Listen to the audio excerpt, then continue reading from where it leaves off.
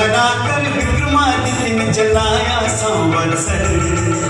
आया संवत्सर मनाए विक्रम महोत्सव, मनाए विक्रम संवत्सर।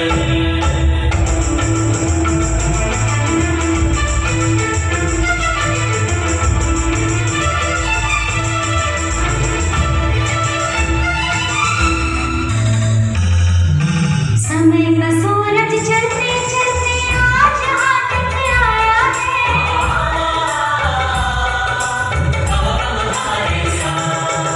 नूतन वर्ष पुरातन की कई परंपराएं लाया है।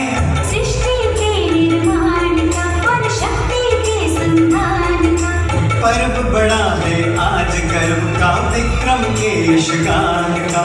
घोड़ी बनाओ भजले गिराओ द्वार द्वार घर घर। शक को हरा कर विक्रमादित्य ने चलाया संवत्सर। आया संवत्सर मनाए विक्रम महोत्सव, मनाए विक्रम संवत्सर। भारत का सम्राट वह उज्जैनी वीर प्रखर। शक को हरा कर विक्रमादित्य ने चलाया संवत्सर। आया संवत्सर मनाए विक्रम महोत्सव, मनाए विक्रम संवत्सर। आया संवत्सर मनाए विक्रम महोत्सव, मनाए विक्रम संवत्सर।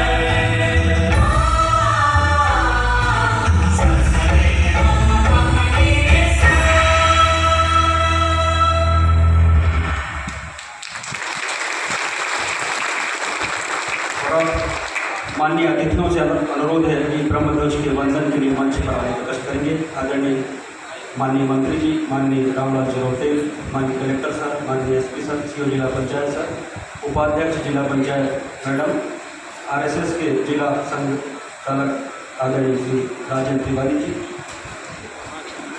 श्री दुलेलाल प्रेमचंद यादव, आपसे भी अनुरोध है कृपया मंच पर आए कष्ट करें। श्री गजेंद्र सिंह जी, श्री फुफू सोनी जी, आपसे भी अनुरोध है मंच पर ध्वज करने के लिए प्रधान। ध्वज बंधन के पश्चात माननीय अतिथियों द्वारा दीप प्रज्वलन के कार्यक्रम को संपन्न किया जाएगा।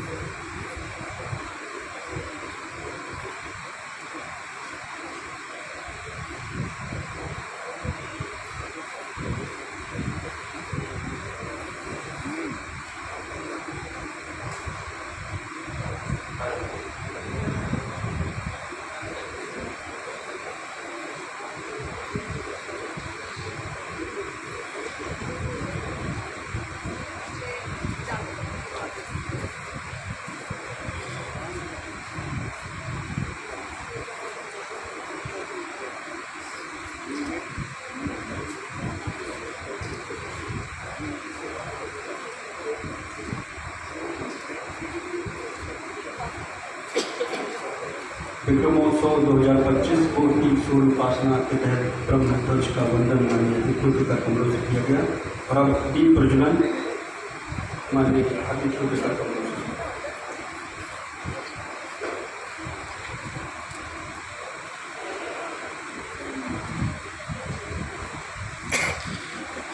मंच के ठीक सामने ब्रह्म ध्वज की स्थापना की गई है। एकलव्य आवासीय विद्यालय का उद्घाटन। आप सभी से अनुरोध है कि जोरदार तालियों से उत्साहवर्धन करें। ध्वजवंदन की प्रजन के पश्चात माननीय अतिथियों का स्वागत होगा और फिर विक्रम संवत की भूमिका के संबंध में जिला समन्वय जन अभियान परिषद द्वारा जानकारी दी जाएगी और उसके पश्चात नाट्य प्रस्तुति सम्राट विक्रमादित्य का मंचन रंग अनुभव संस्कृति शिक्षा समिति रीवा के द्वारा नाट्य दल का निर्देशन करेंगी सुश्री सुमन मिश्रा। आज के कार्यक्रम के मुख्य अतिथि हैं मध्य प्रदेश शासन के कुटीर एवं ग्रामोद्योग राज्य मंत्री स्वतंत्र प्रभार माननीय श्री दिलीप जायसवाल जी। कार्यक्रम में विशेष अतिथि के रूप में हमारे बीच उपस्थित हैं राज्य कोल विकास प्राधिकरण के अध्यक्ष माननीय श्री रामलाल जी रोते, जिला पंचायत के उपाध्यक्ष श्रीमती पार्वती बालमित्र राठौर जी, राष्ट्रीय स्वयंसेवक संघ के जिला संचालक श्री राजेंद्र तिवारी जी एवं अन्य अतिथिगण हमारे बीच में उपस्थित हैं और आप सबका जिला प्रशासन के द्वारा इस कार्यक्रम में स्वागत है। विक्रमोत्सव 2025 पूर्णी सूर्य उपासना के अंतर्गत मध्य प्रदेश के सभी जिला मुख्यालयों में इस तरह के कार्यक्रम आज आयोजित किए जा रहे हैं।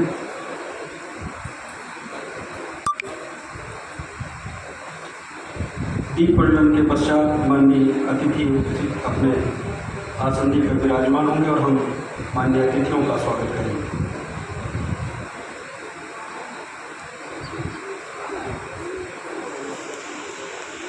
नव वर्ष विक्रम संवत के अवसर पर विक्रमोत्सव 2025 कोटि सूर्य उपासना के इस कार्यक्रम में उपस्थित अतिथियों का हम स्वागत करेंगे। मैं अनुरोध करूंगा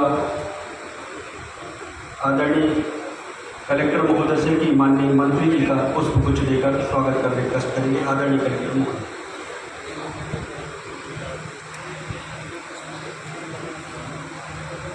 इसी क्रम में मैं अनुरोध करूंगा माननीय सीओ जिला पंचायत सचिव को भी माननीय मंत्री जी का पुष्प गुच्छ देकर स्वागत करने का कष्ट करेंगे।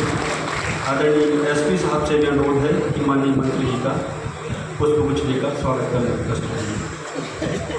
मैं एडीएम सर से अनुरोध करूंगा कि हमारे बीच में उपस्थित राज्य कोल विकास प्राधिकरण के अध्यक्ष श्री रामलाल जी रौते का पुष्प गुच्छ देकर स्वागत करने का कष्ट करेंगे।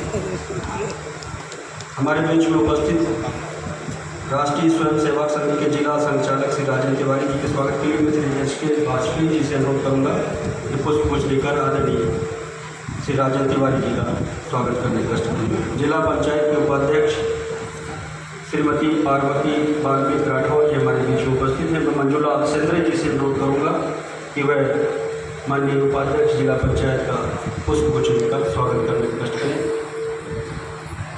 इसी क्रम में मैं अनुरोध करूंगा हमारे बीच में उपस्थित जिला पंचायत के समन्वयक श्री शुक्ला जी और जन अभियान परिषद के श्री उमेश पांडे जी से कि वह सभी अतिथियों का पुष्प गुच्छ देकर स्वागत करने का कष्ट करें। उपस्थित अन्य अतिथियों का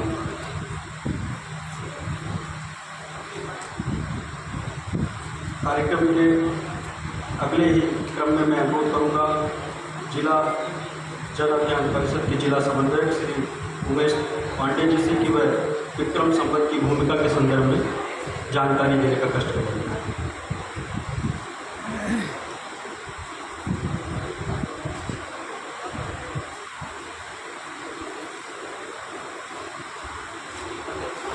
बोलिए भारत माता की, भारत माता की। माननीय मुख्यमंत्री जी के संस्कृति सलाहकार श्री राम तिवारी जी जो कि निदेशक हैं महाराजा विक्रमादित्य शोधपीठ संस्थान के, उनका संदेश वाचन मैं यहाँ पे कर रहा हूँ। भारतवर्ष को विदेशी आक्रामकों से मुक्त कराने वाले उज्जैनी के प्रतापी राजा सम्राट विक्रमादित्य की महाविजय और राष्ट्र गौरव की पुनर्स्थापना का कालजयी अभिनंदन है, जो हमें एक नई ऊर्जा आत्मविश्वास से भर देता है। यह बेमिसाल ताकत उस विक्रम संवत की है जिसे महाकाल की नगरी उज्जैनी के पराक्रमी राजा सम्राट विक्रमादित्य ने विदेशी आक्रांताओं को देश की सीमाओं से खदेड़कर निर्णायक रूप से विजय को शाश्वत करने के उपलक्ष्य में 57 ईस्वा पूर्व चलाया था। विडंबना यह है कि भारत का आधिकारिक राष्ट्रीय पंचांग शक संवत है। शुद्ध कालगणना अथवा कालक्रम को आधार बनाने की बजाय यदि इतिहास की प्रवृत्तियां और उसके राजनीतिक भावनात्मक पक्ष को समझें तो विक्रम संवत ही भारत का राष्ट्रीय पंचांग कहलाने का हकदार है। वैसे भी लोग समाज इतिहास को अपने ढंग से संजोते और संरक्षित करते हैं। आज भी हमारे सभी तीज त्यौहार, संस्कार व ज्योतिष गणनाएँ ज़्यादातर विक्रम संवत के हिसाब से ही होती है, न कि शक संवत के। इसका सीधा अर्थ यही है कि आज भी विक्रम संवत सर्वमान्य है। विक्रम संवत भारत के अनेक संवतों में सर्वाधिक जीवनी शक्ति के रूप में उपस्थित रहा और आज भी प्रयोग में है। समूचे उत्तर भारत में तो यह जन्म से लेकर अंत तक प्रयुक्त होता है। यह संवत चंद्रमा पर आधारित है। विक्रम संवत को पहले कृत संवत के नाम से जाना जाता था। कुछ शिलालेखों में मालवगण व संवत उल्लिखित है, जैसे नरवामों का मंदसौर शिलालेख। इसमें कृत एवं मालव संवत का एक ही कहे गए हैं। राजस्थान के बरनाल में मिले एक प्राचीन शिलालेख में विक्रम संवत का उल्लेख है।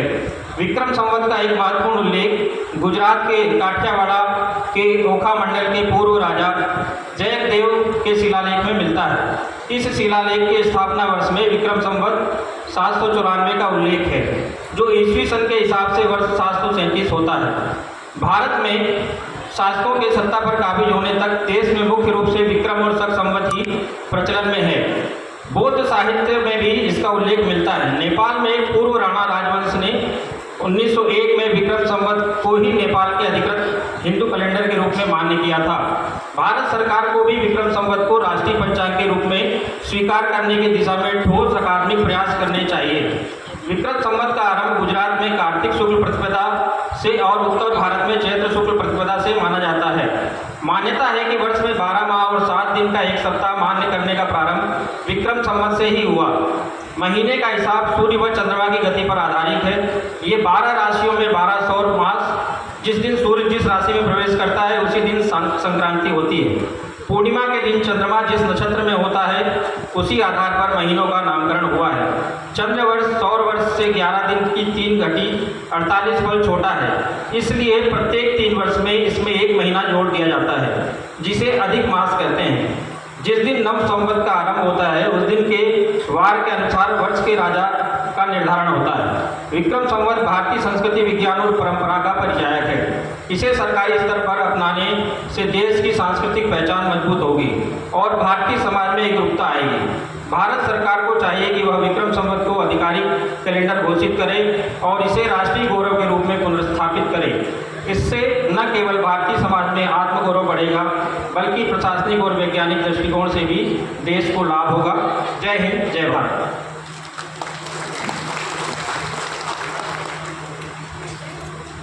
और अब अगले क्रम में मैं अनुरोध करूँगा हमारे बीच में रीवा से पधारे नव रंग अनुभव संस्कृति शिक्षा समिति के कलाकारों से कि वे सम्राट विक्रमादित्य के मंचन की नाट्य प्रस्तुति के लिए मंच पर आएँ और इस दल का निर्देशन करेंगी सुश्री सुमन मिश्रा जी। मैं अनुरोध करूँगा दल के निर्देशक से कि वह अपने दल को सम्राट विक्रमादित्य के मंचन के लिए मंच पर बुलाएं।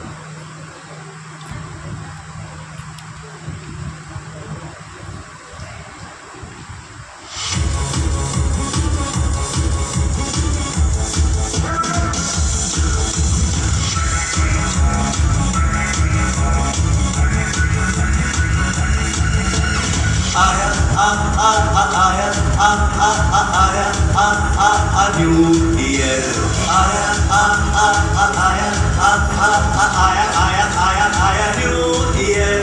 नए नए रंग लाया सपने संग लाया, नए नए रंग लाया सपने संग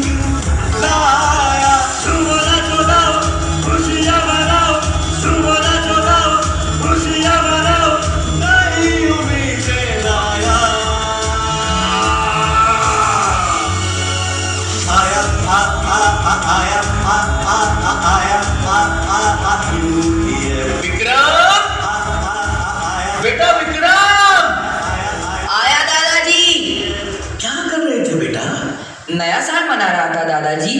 तुम्हें क्या लगता है नया साल आज से शुरू हो रहा है? अरे दादाजी, आज ही से तो शुरू हो रहा है, यही तो सच है।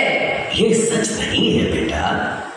ये जो नया साल आज पूरी दुनिया में मनाया जाता है, हमारा नया वर्ष उससे भी पुराना है। अंग्रेजी कैलेंडर तो भारतीय कैलेंडर के 57 वर्ष बाद बना है। तो हम लोग अपना नया साल क्यों नहीं मनाते? मनाते तो हैं, लेकिन इस तरह के शोर शराबे से नहीं। हमारा नया साल तो ईश्वर की आराधना से शुरू होता है, चैत्र की पहली नवरात्रि में। हमारे नए साल के बारे में कुछ और बताइए ना दादाजी। हाँ हाँ, उसके लिए तुम्हें एक कहानी सुननी होगी। कौन सी कहानी दादाजी? संसार के सबसे महान राजा की कहानी, राजा विक्रमादित्य की कहानी।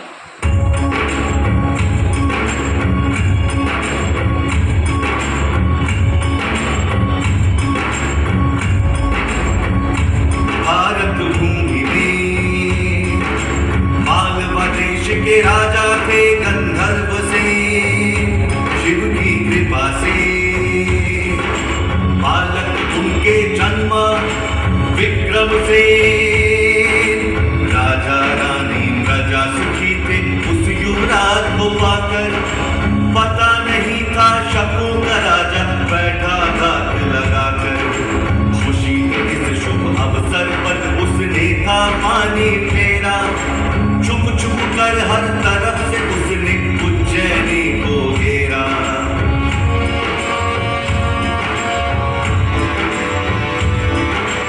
रानी और बालक विक्रम को गुप्त मार्ग से भेजा, गंधर्व सेन ने संकट क्षण पत्थर का किया कलेजा। जग राजा ने बाण और गंधर्व सेन का घमासान, चोर तेरे जीत गए ये मातृभूमि का तापमान। चोर तेरे जीत गए ये मातृभूमि का तापमान।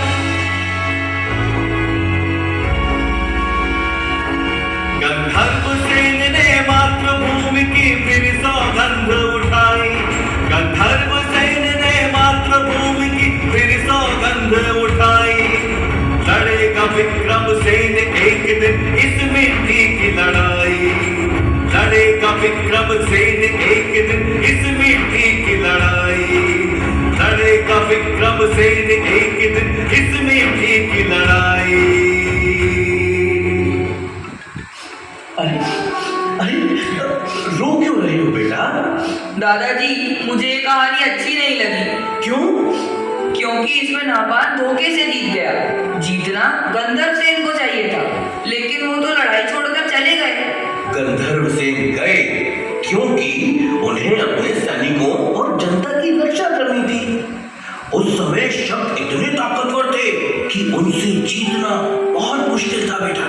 और जितने दिन लड़ाई चलती उतना ही राज्य का नुकसान होता, इसलिए उस वक्त उन्हें लड़ाई बीच में छोड़नी पड़ी। पर विक्रम सेन के पापा तो हार गए ना। हाँ, ये तो बुरा हुआ, लेकिन अंत भला तो सब भला। कहानी के अंत में तो विक्रम ही जीतेगा। मैं जीतूंगा।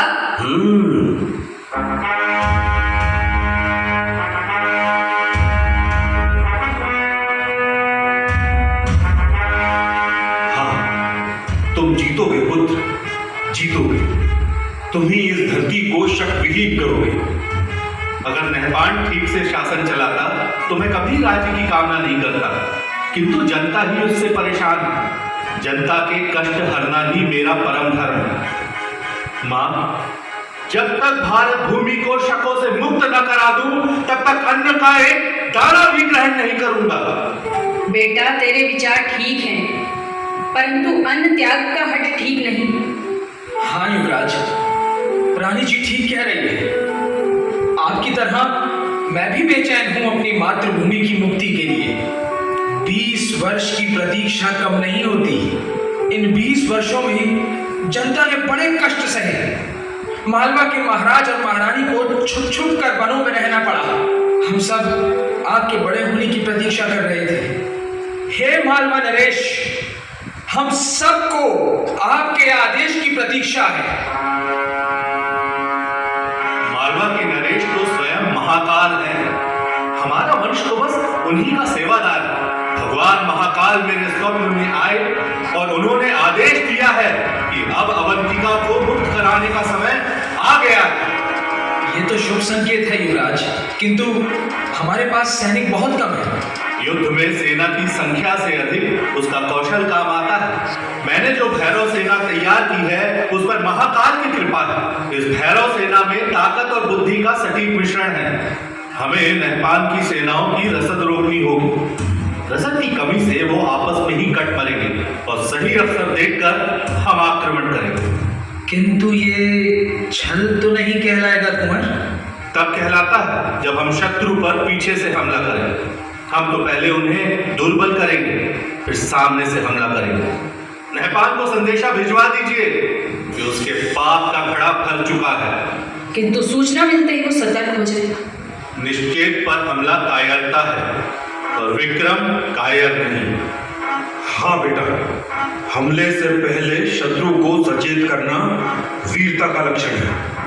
काश तुम्हारे भाई भृतहरि भी आज साथ होते। उन्होंने जन कल्याण के लिए ही वैराग्य धारण किया है। उनकी साधना का बल मेरे साथ है। जय महाकाल, जय महाकाल।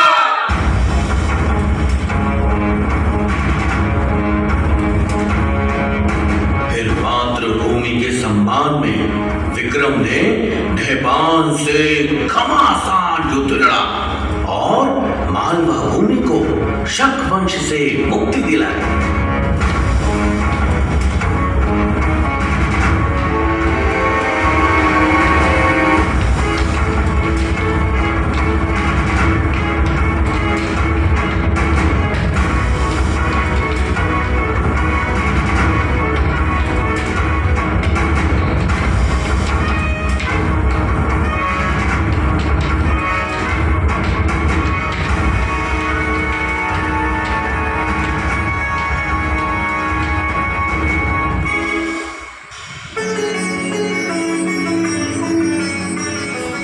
जिन शकों का सूर्य कभी नहीं डूबता था, आपने मालवा से उनका अंत कर दिया। अब आपको संपूर्ण भारत भूमि को शक मुक्त कराना है। आपका पराक्रम भगवान सूर्य जैसा है, इसलिए अब से संसार आपको विक्रम से नहीं विक्रमादित्य के नाम से जानेगा। महाराज विक्रमादित्य की जय हो। मालवा नरेश विक्रमादित्य की जय हो। महाराज, शकों की विधवाओं और बच्चों के लिए क्या आदेश है? ससम्मान विधवाओं के पुनर्वास की व्यवस्था की जाए और बच्चों की शिक्षा दीक्षा राजकोष से कराई जाए। अद्भुत। महान राजा का यही गुण है कि वो अपने संरक्षण में आने वाले सभी जीवों की रक्षा करे। आपने एक नए समय का सूत्रपात किया है। आपकी अनुकंपा है गुरुदेव। अवश्य ही ये समय अपनी जड़ों की ओर लौटने का है। वैदिक परंपराओं की पुनर्स्थापना का है। कुलदेवी हरसिद्धि की कृपा से मैंने अपने नवरत्न पहचान लिए हैं। इन नवरत्नों की सहायता से मैं इस राज्य का संचालन करूंगा। धन्वंतरी, शपनक, अमर सिंह, वास्तुकार शंकु, कालिदास, वेताल भट्ट, वररुचि, खटखपर और वराह मिहिर जैसे विद्वानों के नेतृत्व में यह राज्य दसों दिशाओं में प्रगति करेगा। जैसे ब्रह्मांड की शोभा नवग्रह से होती है, वैसे ही मालवा के यह नवरत्न मिलकर राज्य का वैभव बढ़ाएंगे। साथ ही धूर्त शिरोमणि मूलदेव और आचार्य व्याड़ी को भी मैं अपने रत्नों में शामिल करना चाहता हूँ। पुत्र, राजा के विचार दल में धूर्त मूलदेव का क्या काम?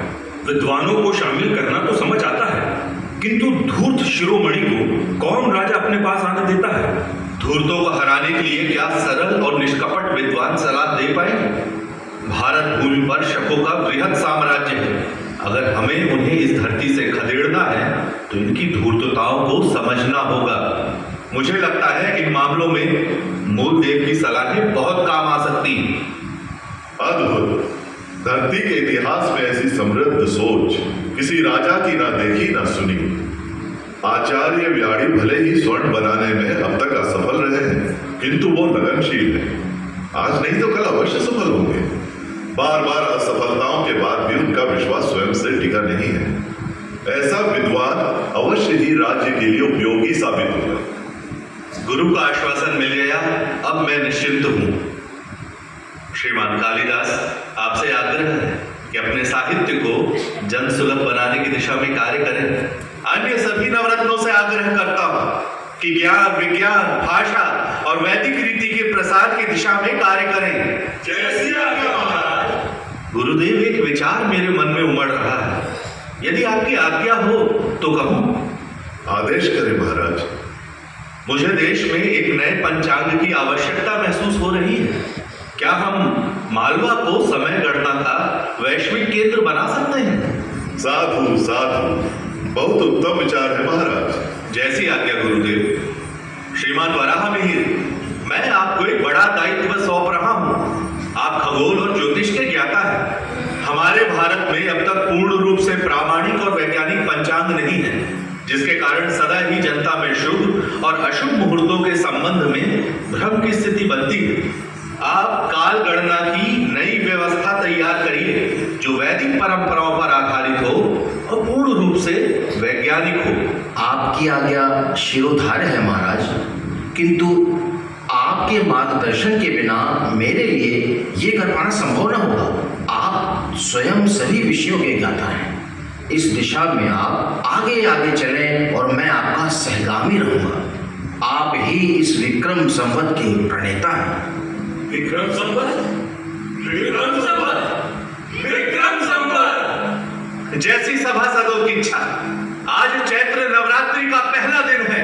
आज से ही विक्रम संवत की गणना आरंभ करेंगे तो माता हरसिद्धि की कृपा हम सब पर बनी रहेगी।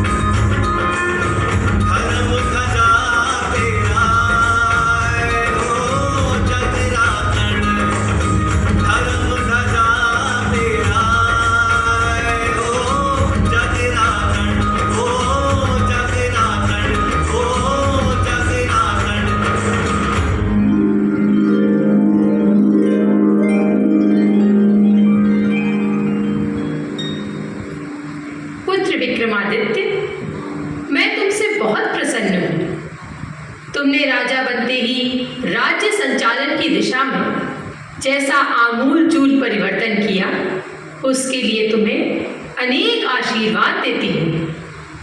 मैं तुम्हें ये 32 पुतलियों वाला सिंहासन देती हूँ। तुम इस सिंहासन में बैठकर न्याय कर सकोगे। मेरा आशीर्वाद है कि संपूर्ण भारत पर तुम्हारा शासन स्थापित होगा।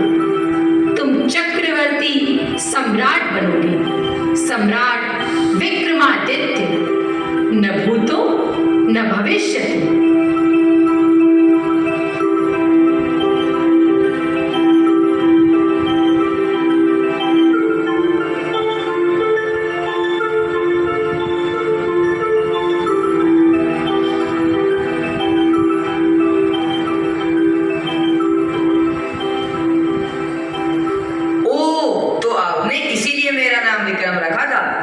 ताकि मैं भी उनकी तरह महान बन सकूं।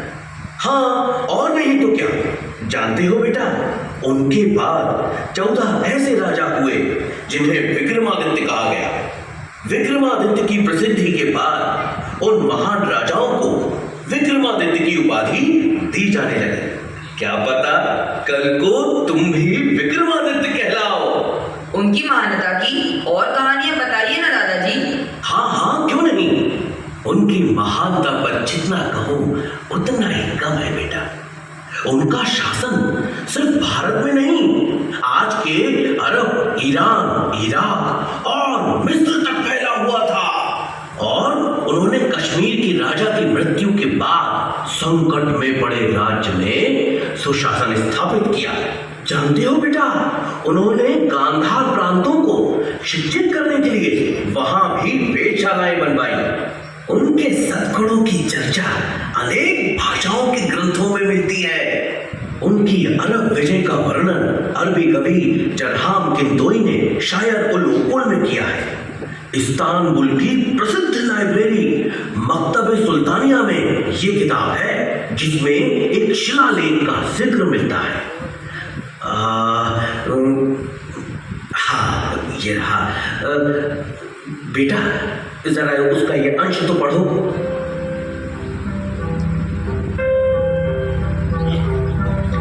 वे लोग भाग्यशाली थे जो विक्रमादित्य के समय में जन्मे, उन्हीं के शासन में जीवन बिताया।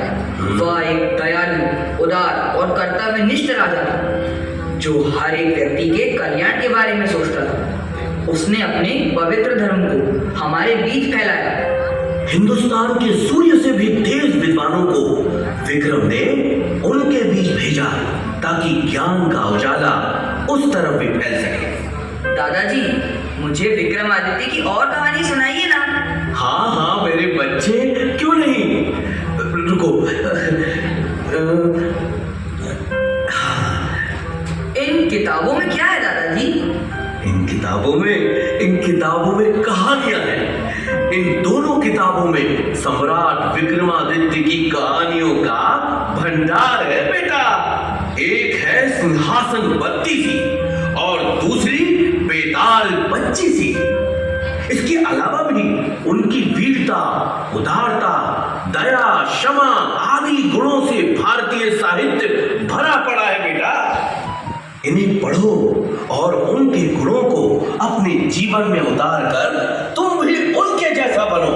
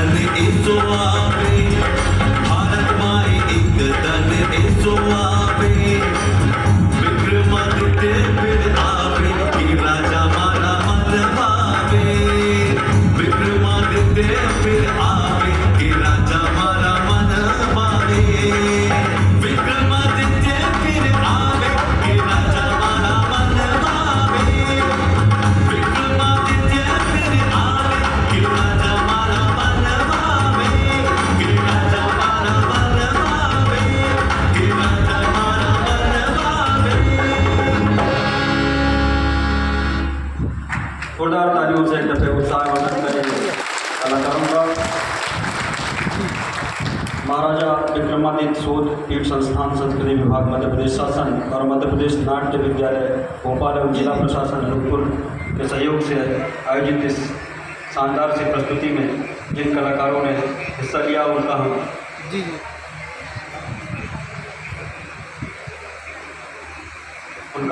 उनके हम आभारी हैं। और अब मैं अनुरोध करूँगा माननीय अतिथियों के उद्बोधन के लिए। सबसे पहले अनुरोध है राष्ट्रीय स्वयंसेवक संघ के जिला संचालक श्री राजेंद्र तिवारी जी से, वे हमारे बीच उपस्थित हैं, मंच पर आए और आज के संदर्भ पर अपने विचार रखें। विक्रमोत्सव 2025 कोटि सौर उपासना पर्व मध्य प्रदेश के सभी जिला मुख्यालयों पर आज आयोजित है। माननीय जनप्रतिनिधियों की उपस्थिति में, माननीय प्रशासनिक और महोत्सव की उपस्थिति में यह कार्यक्रम पूरे प्रदेश भर में आयोजित है। तो नीचे मैं अनुरोध करूँगा श्री राजेंद्र तिवारी जी, जिला संचालक राष्ट्रीय स्वयंसेवक।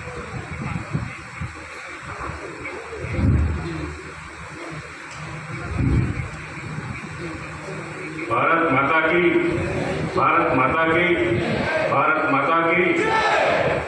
इस विक्रमोत्सव प्रतिवर्ष प्रतिपदा के अवसर पर मध्य प्रदेश शासन के जनप्रिय मंत्री आदरणीय दिलीप जी जायसवाल जी, कोल विकास प्राधिकरण के अध्यक्ष यशस्वी सम्मानीय श्री रामलाल जी रोतेल, जिला पंचायत की उपाध्यक्षा श्रद्धेय पार्वती जी, हमारे इस जिले के मुखिया परम श्रद्धेय आदरणीय श्री कलेक्टर महोदय जी, जिला पंचायत के सीओ आदरणीय वशिष्ठ जी, हमारे इस जिले के युवा पुलिस अधीक्षक आदरणीय मोतीउर रहमान साहब जी, जिले के वरिष्ठ अधिकारियों में आदरणीय एडीएम साहब पांडे जी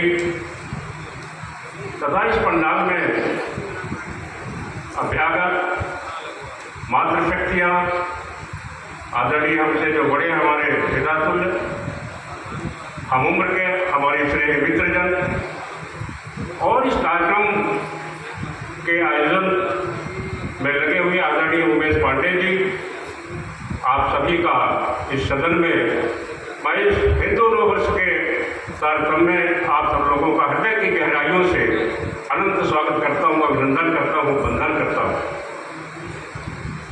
मित्रों, नाट्य कला के माध्यम से आप सब लोगों ने देखा कि भारतवर्ष में विक्रम संवत के संबंध में जो नाट्य कलाकार थे, साथीगण थे, आप सब लोगों को उसके एक झलक, एक झांकी के माध्यम से अपने विक्रम संवत के उपादेयता के प्रतिपादन एवं महत्व के बारे में उन्होंने झलकी के माध्यम से प्रकाश डालने का कार्य किया है। ये हम नववर्षों की परंपरा कोई हमारी नई परंपरा नहीं है। अनादिकाल में, अतीत में भी इस परंपरा को सबसे पहले 1587 ईस्वी पूर्व में मनाया गया था, किंतु यह विक्रम संवत्सर हिंदू नववर्ष के रूप में ही क्यों मनाया जाने लगा, क्यों मनाते हैं? आप सब लोग इस सदन के अंदर जो बैठे हुए विद्वान साथी हैं कि शक्ति की उपासना का यह प्रारंभिक महीना होने के कारण षष्ठी के सदन का कार्य माँ भगवती कुष्मांडा के आशीर्वाद के द्वारा परम पूज्य हमारे देवों में, त्रिदेवों में ब्रह्मा जी के द्वारा सृष्टि के सदन का काल आज से ही प्रारंभ हुआ है और हमारे शक्ति के आराधना का माह भी आज से ही प्रारंभ होता है। यद्यपि हम शक्ति की आराधना ऐसे एक वर्ष में 4 बार करते हैं, 4 बार मनाते हैं, किंतु जो शक्ति की आराधना के जो महीने होते हैं, चैत्र नवरात्रि का प्रतिपदा से प्रारंभ होने वाला है, एक पक्ष यह हुआ। दूसरा पक्ष होता है शारदीय नवरात्रि, जिसे कार्तिक माह की नवरात्रि में मनाने का काम करते हैं, किंतु 2